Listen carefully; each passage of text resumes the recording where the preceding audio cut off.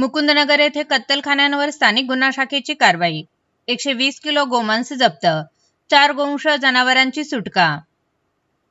अहिल्यानगर जिल्ह्यामध्ये गोवंश जनावरांची कत्तल करणाऱ्या ठिकाणांची व गोवंश जनावरांची कत्तल करणाऱ्या इसमांची माहिती काढून कारवाई करण्याबाबत आदेश दिलेले आहेत। सदर आदेशानुसार स्थानिक गुन्हा शाखेचे पोलीस निरीक्षक श्री किरण कुमार कबाडी यांच्या मार्गदर्शनाखाली स्थानिक गुन्हा शाखेतील पोलीस उपनिरीक्षक अनंत सालगुडे, पोलीस अंमलदार विष्णू भागवत, बाळासाहेब नागरगोजे, सोमनाथ झांबरे, रोहित येमूल, बाळासाहेब खेडकर, चालक उत्तरेश्वर मोराळे यांचे पथक तयार करून सदर पथकास अहिल्यानगर शहरामध्ये गोवंश जनावरांची कत्तल करणाऱ्या इसमांची माहिती काढून कारवाई करण्याबाबत सूचना व मार्गदर्शन करून पथकास रवाना केले।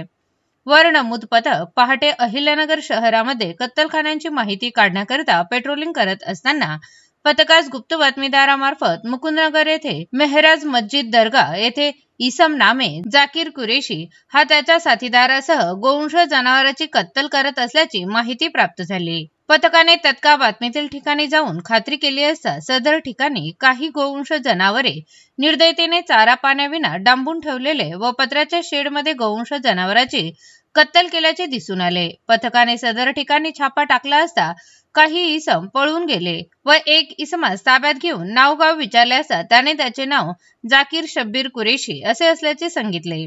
त्याला पळून गेलेल्या इसमांबाबत विचारपूस करता त्याने त्यांचे नाव शेर रऊफ कुरेशी, नादिर अजीज कुरेशी असे सांगितले। सदर इसमांच्या ताब्यातून 24,000 रुपये किमतीचे 120 किलो गोमांस, 60,000 रुपये किमतीचे 4 गोवंश जनावरे, 700 रुपये किमतीचा 2 सत्तूर, 1 सुरा असा एकूण 84,700 रुपये किमतीचा मुद्देमाल जप्त करण्यात आला।